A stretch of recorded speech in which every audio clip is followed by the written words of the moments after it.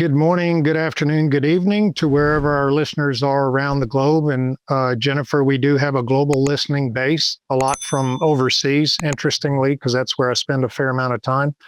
But welcome everybody to another broadcast on Conversations on Retail Asset Protection Risk Mitigation.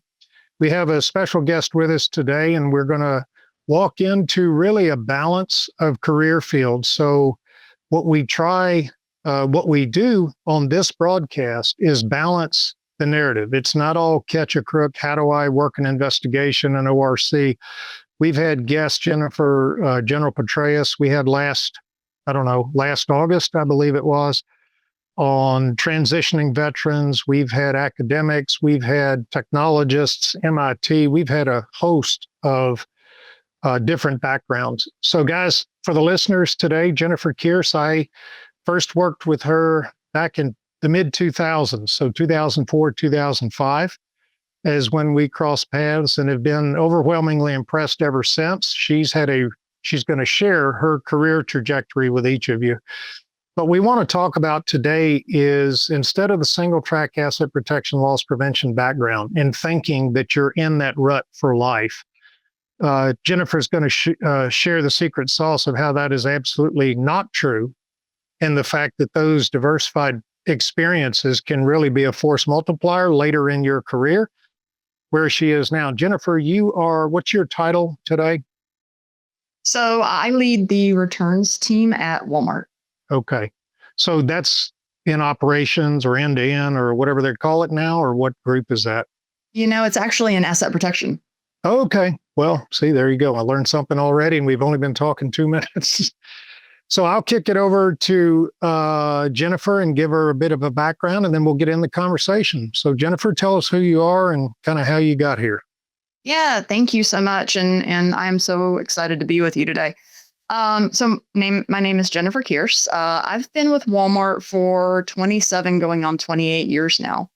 I'm one of those stories. I started as a part-time cashier working my way through college, and have been very fortunate over the years to have the opportunity to do a lot of things. When I first graduated college, I actually started in asset protection. I moved up to the Northeast, did that for a couple of years as a market asset protection, or back then it was DLP1 district loss prevention supervisor. Did that for a couple of years, and then moved down to Orlando, also a district loss prevention supervisor back then for a couple of years. And then you actually hired me to come out to the home office and be an asset protection as a centralized asset protection person for Sam's Club. And that was a lot of good times. I did that for about a year and a half, and then was working on a project to control damages and loss with some of the merchants, and I had an opportunity to go over and become a buyer. And I never thought that my career would have done that. I was speaking with at the time the DMM, and he said, hey, you should think about being a buyer. And I said, I don't know anything about buying. What makes you think I could be a buyer? Yeah. And he said something to me that really stuck with me for my entire career, and that is that skill sets are transferable. So I took a chance. I went and became a buyer for patio furniture. I did that for about 3.5 years, moved to, after that, private brands. Did that for a couple of years. Moved after that to innovations. And so that's really kind of like a product role where we were the go-between between a business and tech engineers. Then after that, spent some time in grocery. I went back into merchandising and led a couple of categories in merchandising for grocery. Went and did Puerto Rico merchandising after that. After that, went to electronics merchandising. And then had an opportunity to do something completely different, which was go from wholesale into retail, like you said, and went over to Walmart. I was the business unit lead for the southwestern portion of the United States for asset protection. Led a group of about 85 people over there, did that for a year and a half, and then most recently came over into the returns team. Yeah, that's cool. So for the scale, I mean, everybody knows who Walmart is, and nobody has the scale and reach that Walmart does. Even, consider Amazon. That's obviously you can't talk about scale without talking about Amazon. But for the scope of purchasing power and decision making you had when you were a buyer, is it safe to say you bought merchandise and planned for hundreds of millions of dollars in sales annually in your categories? Oh yeah, it was a lot. It was a lot of scope, like you Might said. even been billions. Who knows, depending on what category you were in.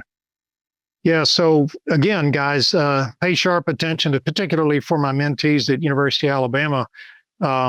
So the mix of your career balance, Jennifer. So if you had to say out of, what percentage was AP versus non-AP? Are you 50-50, 60-40? I'm probably around more actually 15 to 20% asset protection. I really consider asset protection an integral part, even though I spent most of my time outside of asset protection. I think that the skill sets and the competencies that you gain from being in asset protection are something that's such a wonderful foundation, and it can take you in so many different areas. Interesting. Well, many of us know the career path, and it's a household name pretty much across retail, Mark Ibbotson. So while Mark came out of ASDA, he and I crossed paths when he was the VP or the director, whatever they call it, of asset protection.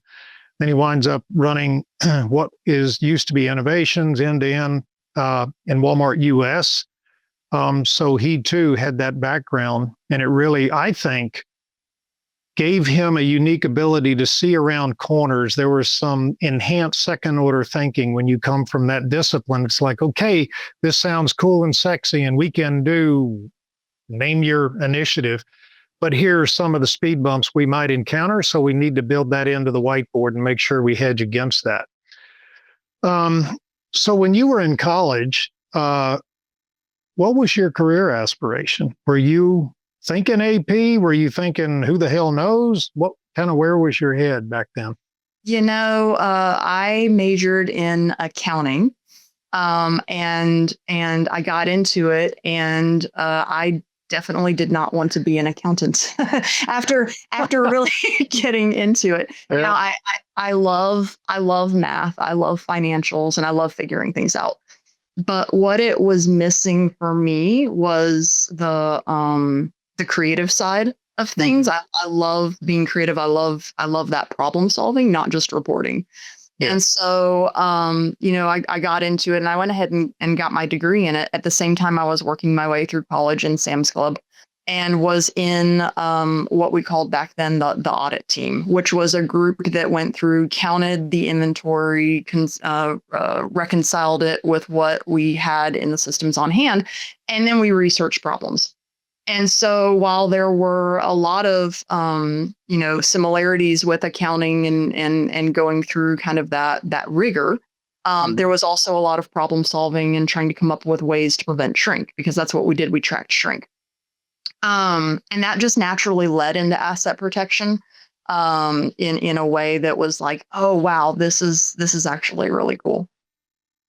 Yeah, for the listeners, of course, a little bit of the background. So Jennifer, it was 2005, I guess, when JP Suarez was our VP, and he had, for a period, the asset protection organizations for both Sam's and Walmart reported under one senior VP, I guess JP was. And I remember, when my staff was growing like crazy, in a good way, it was very challenging. And then calls me in, not long after he took the helm, and said, oh, by the way, you're picking up Sam's, and you're also picking up the two sample rooms, i.e. the Walmart one and the Sam's one, of which I knew nothing. And to this day, I am barely literate in wholesale operations. And so when I came over, and I remember sitting down with you, and you were walking me through some of the opportunities and kind of getting me up to speed, two things I realized. One is I didn't know squat about wholesale. I was drinking from a fire hose. And number two, it kind of partitioned that into a safety box that I had absolutely, you were the right person in that role because all I needed to do was follow you and listen. And then we went out west somewhere. Can't remember, Arizona somewhere. And you walked me through clubs and we started picking up those pieces. And then true to form, sometimes, it was, this is the org structure today, etch a sketch, shake it, and tomorrow. And then we split back out. So I guess we worked together for, was it a year even? I think it was a little over a year. Yeah. Oh, okay. Wow. That's a lifetime. So that's cool. So yeah. And then the other thing that I remember is after we kind of, so again, for the listeners, Walmart and Sam's, if you work in one or the other, there's really not a lot of cross-pollination, or there wasn't back then. So when we carved off the Sam's AP role and my staff grew from like 6 people to 40, the business order was the US side. So we really didn't spend a lot of time engaging other than the fact of group cycling and all that kind of stuff. And I remember watching you on had to be a Saturday morning meeting after you were in merchandising. And I remember when you were presenting, and I had to do a double take because I was, and I mean this in a very positive and supportive way, this has got to be a senior VP. I mean, this gal can handle the crowd. And I looked again because, we all multitask during the Saturday meetings. We're working email and everything else. And I'm like, holy crap, that's Jennifer. Wow, has she grown? I don't know how long that was, but it seemed like a cup of coffee and you were on the stage working the crowd as some leadership position, was it, in merchandising, or what were you doing, you think, back then? It wasn't long after Sam. It was probably still as the buyer. I was there for 3.5 years in patio. And so it was. That's what it was. Yeah. You're right. Because I remember seeing you had some patio furniture around you. That's exactly. So as your career plan, so you said you were an accounting major, and I've heard that more times than not. That's what I majored in, but there's no way I want to work in it. Did your career path unfold like you wanted it to, or did you have an intentional career path, or did you just kind of, capitalize on opportunities as they presented? It was definitely the latter. It was definitely capitalizing on opportunities. After the first kind of major swings, right? Like, it's not normal to go from asset protection into buying. It's also not necessarily normal to go into, things like merchandising into innovations, which is more of a tech role. But what all of that taught me over time is I started to piece together, what are the things that make me happy? What are the things that give me gratification in my roles? And I started to piece those things together for me. So it became more of a, like, when an opportunity presented itself, I would run that job through my filters on what would give me job satisfaction, what excites me, what do I think, also what do I learn, right? How does it help me grow? And it became the framework for how I made all of my future decisions. It wasn't just about a title. It wasn't just about, getting to the next rung on the ladder. Yeah. It was really more about, how do I learn, and how do I grow, and what can I, do from a problem solving standpoint. So that's really how it ended up happening, quite frankly, by accident. I go back and I think about making that very first leap, and that skill sets are transferable. That really did set the stage in a way that I couldn't have anticipated at the time, but have learned, when I reflect back, it really did help to shape me. Yeah, and I'll reference several times probably the conversations I have with the students. And I'll say this, in the 7 years, so that's easily hundreds, if not thousands of students, speaking to them and giving them the real world. And it's not you know me, Jennifer, but for the listeners, I'm not a PowerPoint jockey. I don't even use PowerPoint when I present to those classes. I speak for 30 minutes and then I ask them questions for 30 minutes. And I ferret out those otherwise too embarrassed to ask, or, this guy's intimidating or whatever. And I've been overwhelmingly impressed for all of those 7 years in the quality and the depth of the questions the youngsters ask. It's not, to your point, how can I be a VP by the time I'm 26? Or how do I become Elon Musk and work for 3 years and then I'm a trillionaire? It is always, did you ever work in a really bad environment, i.e., toxic environment? Did you have a boss that just made you sick to your stomach to work for? Did you wind up in a job that scared the heck out of you when you accepted it, but then you crushed it? The answer to all the above is yes. If anybody knows my background and has read my books, but that's a perfect example that some of the advice I give is, what I've learned in my career path.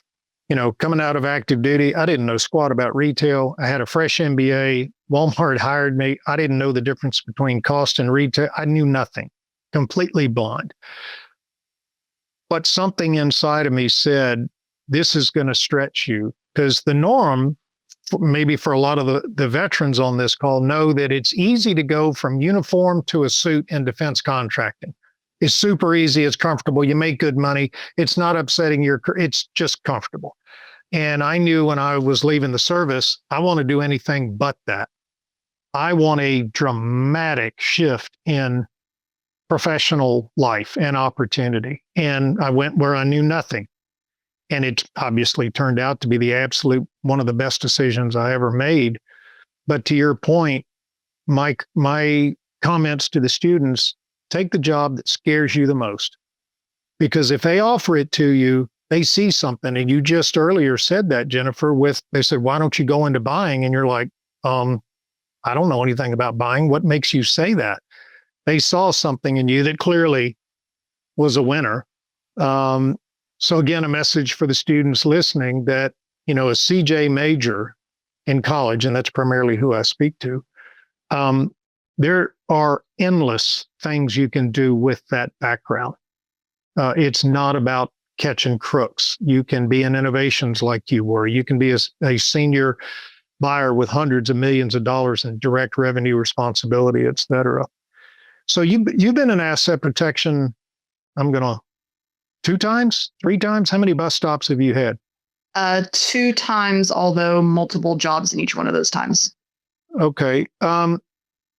What influenced, and you talked about the opportunities presenting, but in your head, when you were in AP and Sam's, and then you went into buying, and then you went here, understanding the professional development challenges you just shared, was there anything else in your head to say, you know what, I'm kind of done with this. I want to explore something else, or I want to go back over here. Is there anything that was consistent throughout your now, would you say 27 years with Walmart corporate? Yeah. It was never one thing. And that's the thing I think you learn as you go through life and your career and you mature in that career. The world changes faster and faster now, right? And different scenarios, different opportunities, different situations just arise. And there's no one thing that is ever the same. And so sometimes it was, oh my gosh, this is, an opportunity that somebody's asking me to go take. Sometimes it's, okay, I've done this for a while and I need a new challenge, right? As I've gotten further into my career and I start thinking about, okay, one day I'm going to retire. So now it's, okay, what do I want to accomplish before I retire? What do I want to be able to leave and say I've been able to do? So I think perspective changes as you go through your career, and that's okay, right? That's totally normal. So just, something that I've learned over the years. Yeah, that's actually growth. We talk a lot about perspective with the students that, your biggest force multiplier, number one, other than being morally and ethically grounded, is your sense of perspective, because you can weather all kinds of storms if you have a good sense of perspective. And, by comparison, those of us that, served on active duty, you could always be having a worse day in the civilian world. Nobody's dying. You're not going through those same scenarios. The key learnings you've had, the advice. So if we took you to University of Alabama, and you had most of those classes, or at least 100 kids, if not more, what would you share with them to say, guys, if I were in your chair, And now I'm 30 years into it in professional corporate America. Here are my 2 or 3, 4 things that I would say start looking at. What would those be? Ooh, to start looking at. Yeah. When it Or be prepared for. Yeah, yeah. Wow. Okay. So, I think technology is first and foremost. AI is going to change the way that we work. It's going to change the way that we manage companies and that we solve problems. And so if you're not spending time understanding technology and where those trends are going, it's very likely you will have a gap. So I think that is first and foremost. Number two, business in general is a people business, right? Like what we do is a people business. Whether you're in a traditional loss prevention role, it's about people. Whether you are managing large departments, it's about people. And so spend time thinking about how do I, make people better around me? How do I go about thinking about the talent needed for different situations? And the third thing is problem solving. I think that if we were to spend more time on where are we going and how do we make things better and not about all the things that are wrong, we can get a lot further, a lot faster. So that's those are a few of my things. Yeah, the technology, I'm glad you said that because that feeds into the next part of this conversation is the not only an appreciation of what technology can do, aside from the hype that AI is going to solve everything, including world peace. But when you go to NRF, and for the listeners, that's National Retail Federation. It's one of the biggest trade organizations for retailers. Then RILA, Retail Industry Leaders Association. And then, Jennifer, you may know I spend every year in February in Germany at their NRF, if you will, and it's called EuroSys every year because it's just retail technology, that component. And then every 3 years, it's a massive show. So it's 17 convention halls full of everything retail. So one convention hall is nothing but mannequins, another one's HVAC, another one's flooring, another one's lighting. And there's always 2 or 3, sometimes 4, that are exclusively retail tech. And what I've learned over the years is that, and I was on the board for a long time at RILA, and I am again. So I've got a few years in the saddle on going to those conferences. And what I've begun to appreciate is the venture capital flows, the investment in those emerging techs are vastly different in Europe than they are here in the United States. In the United States, Jennifer can have a great idea in the garage. She knows somebody who knows somebody in Silicon Valley. She gets a few $100 million and they say, hey, go party. 5 years later, bring me something. You don't see that tech at the early stages until it's really ready. In Europe, they don't have that. They are very tight-fisted, which means when you go to those conferences, you are seeing truly startup early tech to the extent it looks like 2 high school kids with a round table and a paper sign, but they got really cool tech. No idea what to do with it. So I say all that to say it helped me understand the landscape and the differences geographically on technology. It doesn't mean they're not ready to adopt. It doesn't mean that they're, advanced or primitive. It simply means they have a different way of bringing things to market. And when you go to NRF and RILA, sometimes you walk away like everybody's doing AI. What is it solving? Translate that to what Jennifer's directly responsible for in her space without having to, turn the boilers off that are boiling the ocean and figure out what that means. In Europe, it's much more specific. So when you go to a trade booth and they're like, hey, yeah, this is AI, but here's the business problem I'm solving, specifically tailored, and they've done their homework.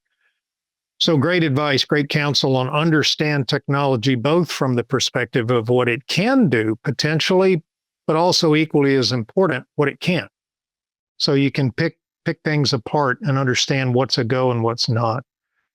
Are there any professional development programs. So you mentioned technology. How would I, if I'm a college student and Jennifer's on stage and I'm like, wow, I'm just really overwhelmed right now in what she's saying. What would you suggest? Put yourself in the seat of a criminal justice student about to graduate in May or next year, whatever. Are there courses or mentoring organizations or anything that you would say begin to align with to help you define what you think your career path's going to be? Ooh, to help you define what you think your career path is going to be. I mean, like taking an online course in AI or that kind of stuff, anything. Yeah. I know a lot of schools have not just courses, but then also there's the extracurricular speaking series, right? I think those are always really good because Yep. colleges offer access to professionals and to experts to come in and talk about subjects like AI. So definitely take advantage of that. I think reading is so important, and there's books out there that help you connect dots to all of the different things that are going on.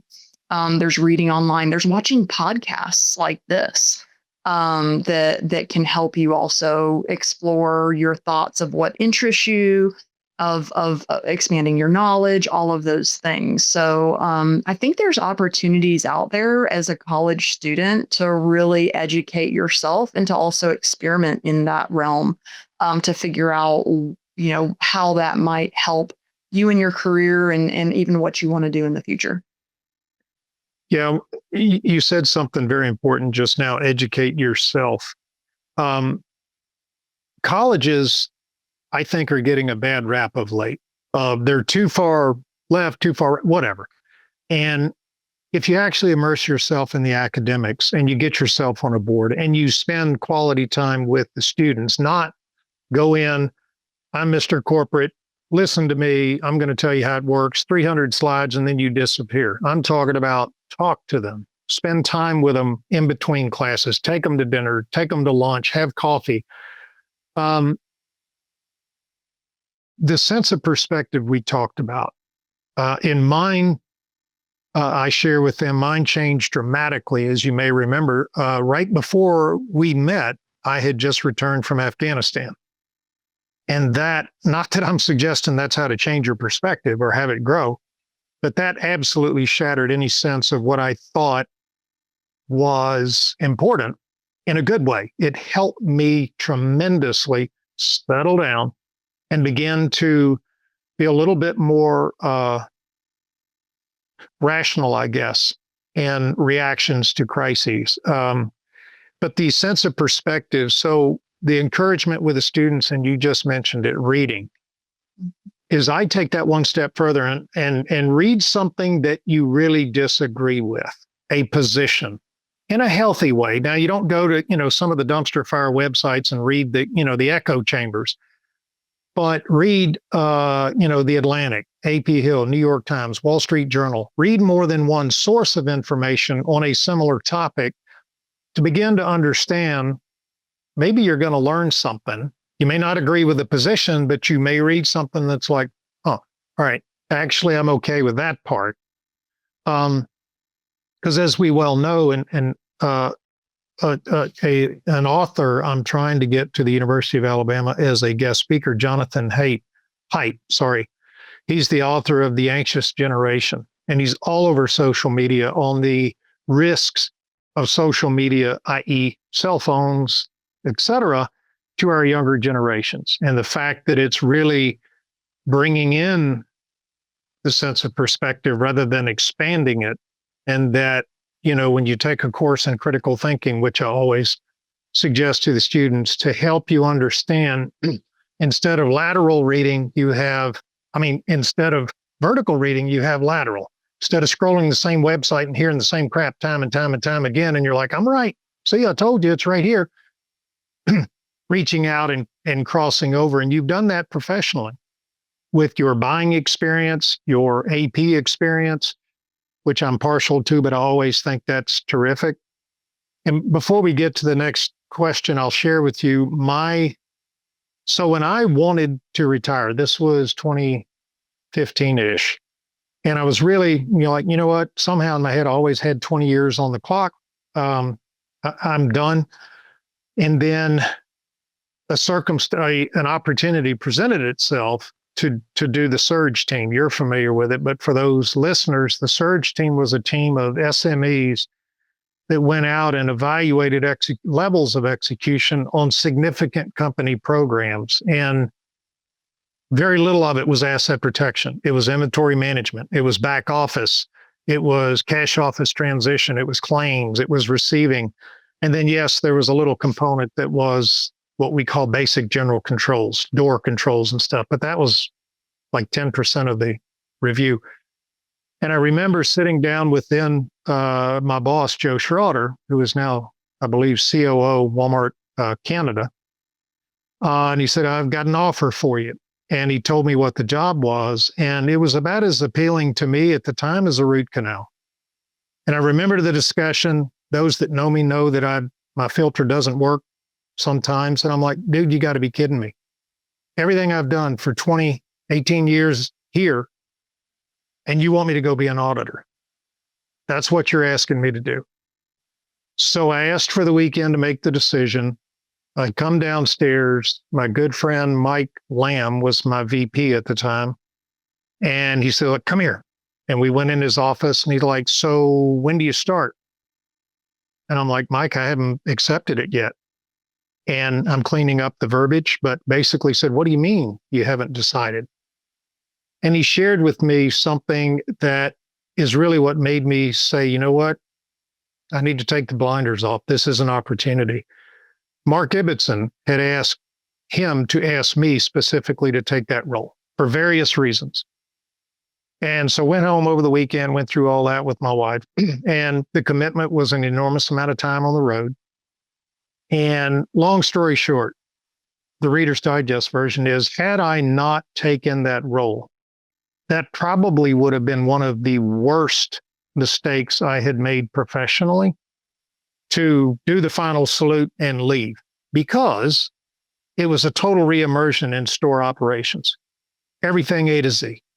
And it positioned me better than anything I can think of to do what I do now. So I share that with the kids when I'm talking to them, like, look, I've had a lot of opportunities and I'd been really catastrophic had I said no. But I'm like, you know what? That scares the crap out of me. I'm going to take it. Surge team didn't scare me. I was just done. I was like, you know what? So I say all that to say, back to your perspective and your reading. Most youngsters don't read a lot. I didn't when I was in college. I read what I had to. I bought the Cliff Notes if they had it, and that's what I did. Now they have AI, Chat GPT. But that's a really good point you bring up, is to entertain something that there's an opportunity to learn, not saying you agree with it. Is there anything in college, in your academic career, so being an accountant, an accounting degree, once you got on the clock, so to speak, you were a W-2, your career had started, did you have anything you look back on, you're like, I wish I would have taken this course, or I wished I would have done X? Did you have any of those, I call them soft regrets, early in your career? Yeah, when I graduated with my undergrad from college and went straight into asset protection, I had always wanted to go back and get my MBA, but at that point it was like, oh, you know what? I'm too busy and I'm just starting out and I have all these college loans. Well, then I had kids and it was like, oh, that's not a good time. And so And your son he's the only guy I've ever met, well, very few, that's taller than I am. What is he, like 6'5"? 6'6". Yeah. Man, that is a big kid. I'm like, there's not too many people I'll look up to in the gym, but you're one of them. Anyway, sorry, go ahead. But no, it's something I had always wanted to do. And Last summer, I decided to go back and get my MBA. So I'm actually currently enrolled getting my MBA at the University of Arkansas. And I'm doing it for me. It was a way to challenge me. 27 years at Walmart has been pretty much my only job, and I recognize that I need to continue to learn about the world outside. How do I bring fresh new ideas and perspectives into my role? And quite frankly, it was something that going back and not wanting to retire one day and not have my MBA. Not that there's anything that you have to have. There's no one right way, but it was something for me. And I think the big thing to that is it's never too late. And I've been really, really excited about what that is giving me, with exposing me to different parts of businesses that I don't typically interact with, teaching me to think critically, like you mentioned, in ways that I hadn't before. And so to me, this is a very transformative experience that I'm actually going through right now that I'm really, really excited about. And I like to live by the motto of no regrets. So I'm really, really excited to do that. Good for you. Full disclosure with the audience, she is giving me every point I want to make. And we didn't set this up. We didn't say, hey, you say this and then I'll say that. I can't count how many times, Jennifer, the kids have asked about postgraduate ROI.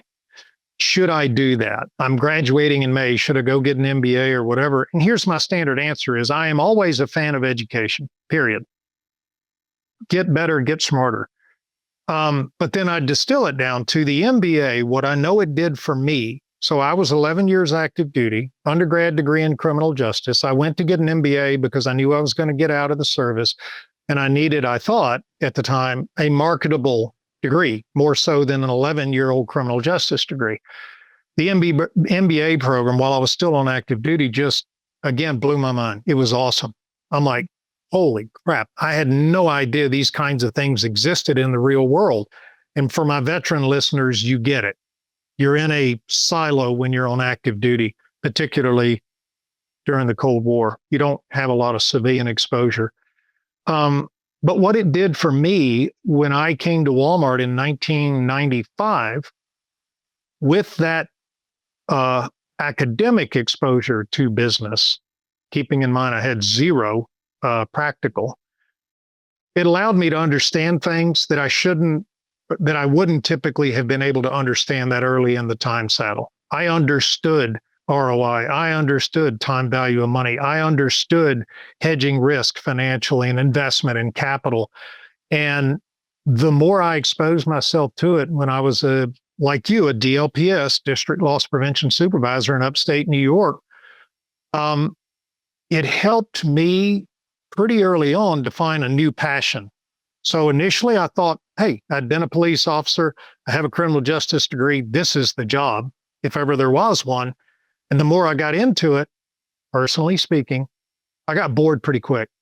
I'm like, this doesn't really do anything for me, sending people to jail and working investigations. Critical function, absolutely necessary, but it didn't fit. It didn't motivate me. What motivated me was total store ops and inventory flow and understanding how these gaps happen and all that stuff. So I share that with the students that, look, if you want to go get a master's degree in art history, I'd say go to work first. If you want an MBA, I always say do it. Even to the point where if it adds financial pressure to you, because it allowed me to separate myself from the herd pretty quick early on, because I knew things that I don't know that my career trajectory would have been the same had I not had that, because I wouldn't have been so intrigued by different elements outside the realm of asset protection. So you're in the Razorback program now? Yeah, it's an EMBA. It's an executive MBA program. Yeah. It's mostly online and going to campus one full Saturday a month. And it's been amazing.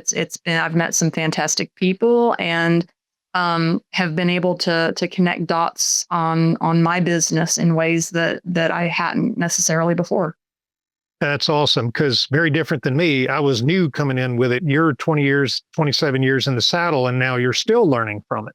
Yeah. Because the University of Arkansas, even though I'm a Bama grad, the University of Arkansas has a very robust and strong MBA program. Darren Robbins, several other people that worked with me years ago went through that program when they were working for me, and it was tough. I remember them dragging in the office at, dude, we were at class last night. And so it's a robust program. Off script, do you know a guy named Lance Lockwood in the program? I sure don't. Yeah, tall, skinny kid. He's an introvert, so it's not like everybody knows him, but he's one of our, my wife and I's mentees. And I took him actually to Germany with me this last February, just for professional exposure, looking at the global landscape of, technology investment, blah, blah, blah. But he's in that program too. And I remember we were in the hotel and I was having a beer at the bar and he's on his laptop. I'm like, dude, what are you doing? And he's like, well, I have finance. He had to do something with his finance class and he didn't have a beer. So I'm like, okay, I get it. I've been to night school. So that's awesome. So when do you graduate? Not this summer, but next summer. So a 2-year program. Yeah. Awesome. So that's great advice. If you could wave a magic wand right now, would you have said Jennifer should have done that, not being financially, under pressure like most undergrads are? Would you have preferred to have done that pre-kids, all of that stuff and knock it out and then come to work? Or do you see more value in doing what you've done? I don't think there's any one right way. I think there's benefits both ways. I think I'm much better prepared to get more out of it now than I would have been right out of school. Right out of school, I was like, I was done. I was tired of studying all the time. Yep. And then coming off of the accounting major also, it was like, oh, I just want to, get out and be in the room. Do something. Yeah. Yeah. Now I've been able to take everything that I've done and everything that I know and have those robust conversations, apply it very differently. But I see value in doing it right out of your undergrad as well. I think that it all depends upon what your individual situations are, what your preferences are. That's the amazing thing. There's no one right way. There is no one right way. And it really just depends upon what you want. Yeah, I think it's healthy, as I share with them, because you're going to learn or hear about things and study things in the MBA program that you're typically not in a CJ program. And I'm pushing the University of Alabama to put more business core requirements in the CJ program, at least business 101 or business stats or accounting or something. Because Jennifer, I got to tell you, when I started the MBA program, I was an instructor at Fort Sill. So it was night school. And the last math I had was in college 11 years ago. I absorbed the abstract principles in finance and accounting. I had no finance or accounting background.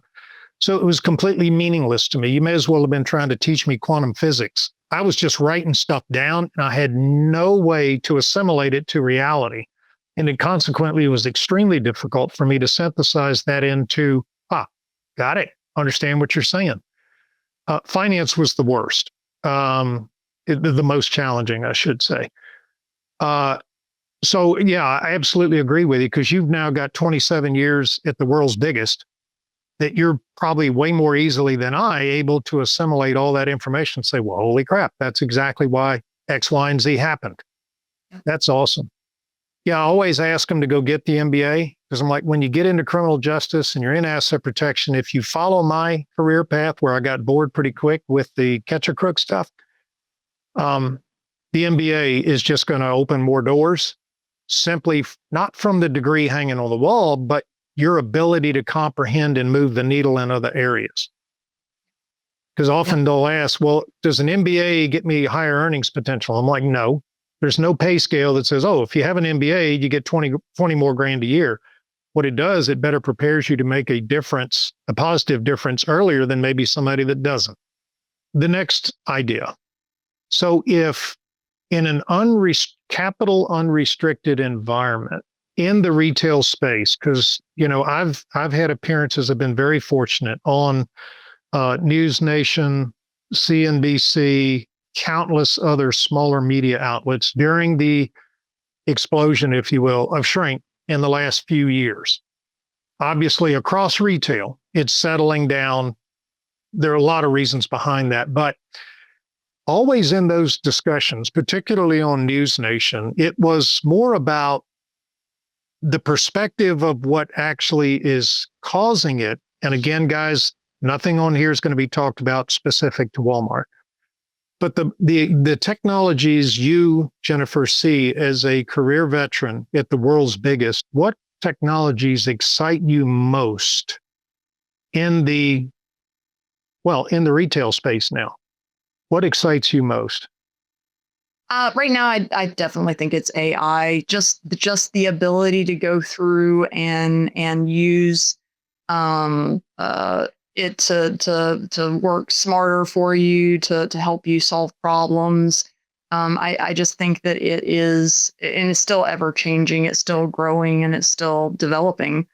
I think that I use it on a daily basis. I use AI on a daily basis, and it might be as simple as asking, Chat GPT a question. It might be something as simple as, going through and helping me think about how to frame a solution.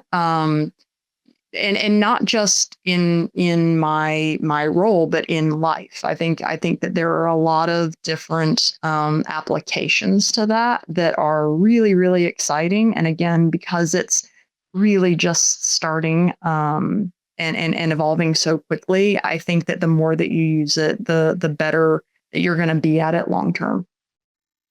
Yeah, it's interesting. I was on a podcast, Joe Cole with Macy's, VP of Asset Protection with Macy's.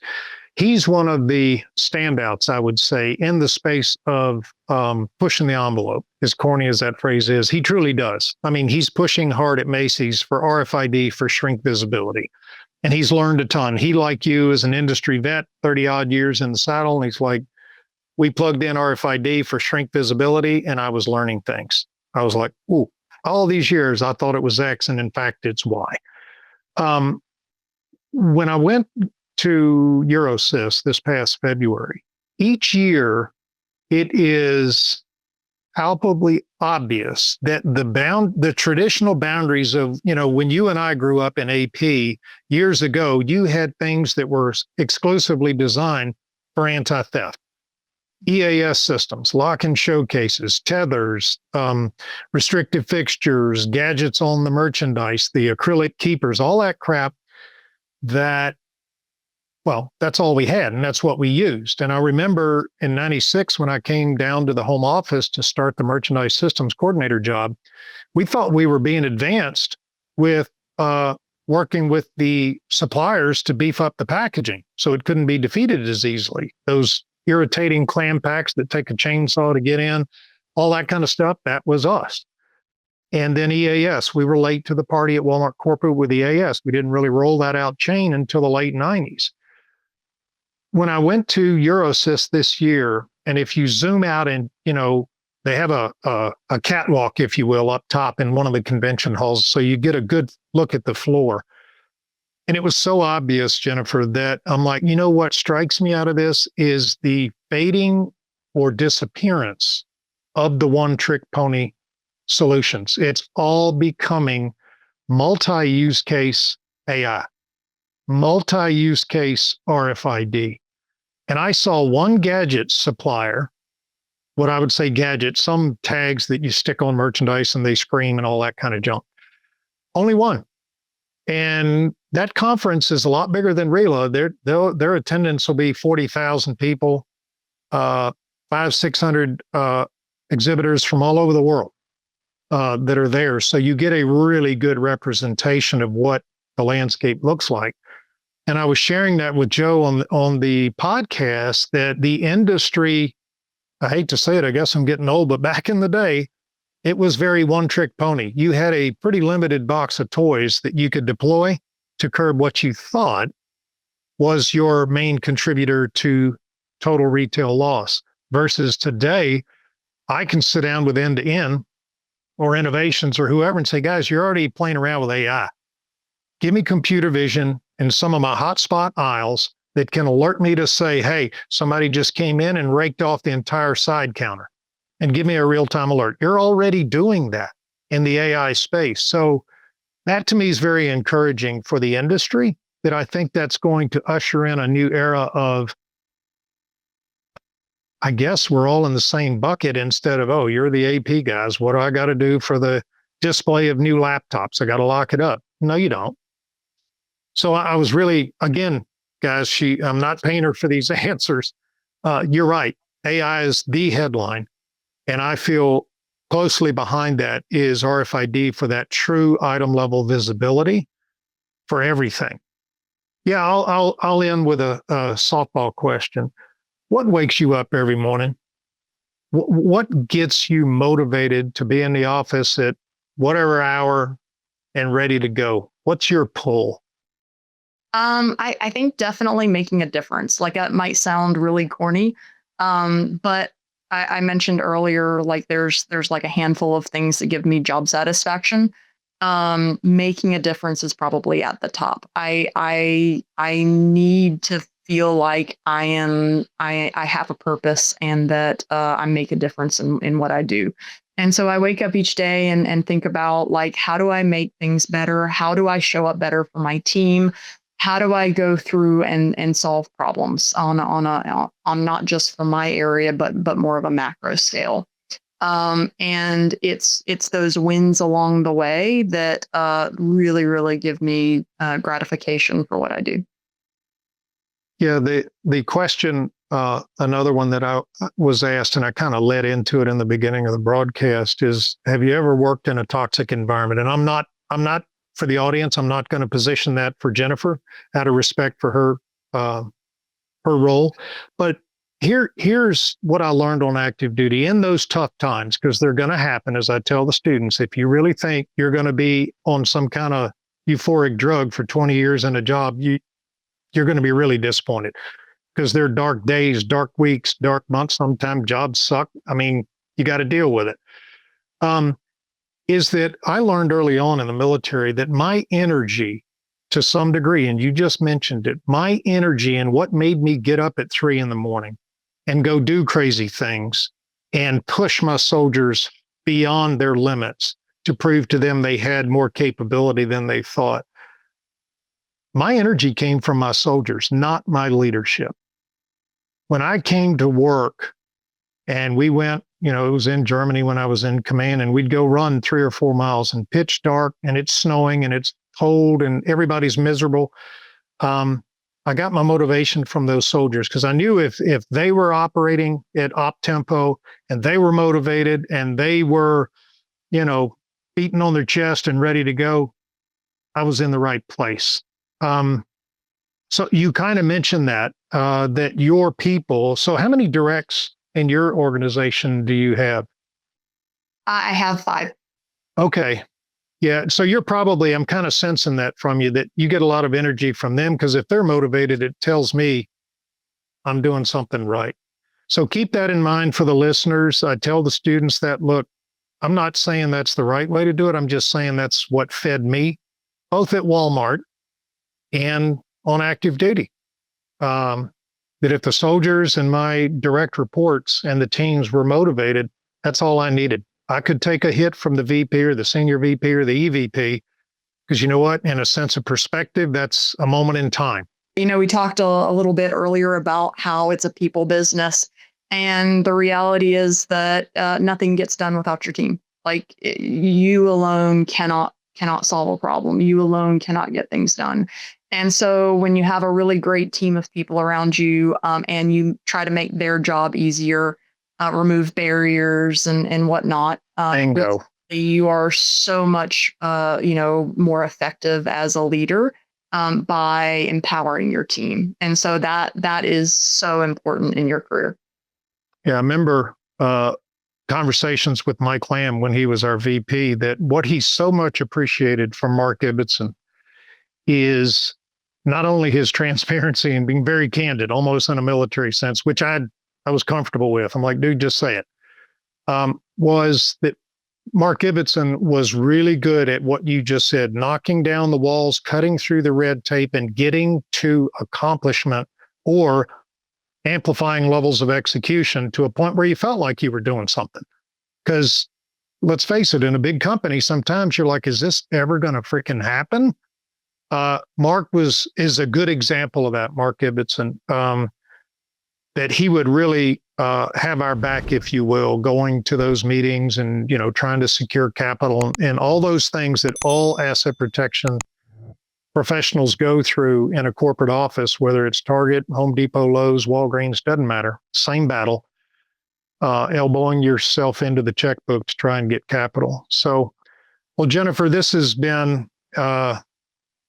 enlightening to say the least. It's always really good to see you. I'm not going to offer your contact info, but I'm assuming you'd be okay if people after listening to this are like, particularly those students, to have a one-on-one. What's the best way to get a hold of you if you're opening that door?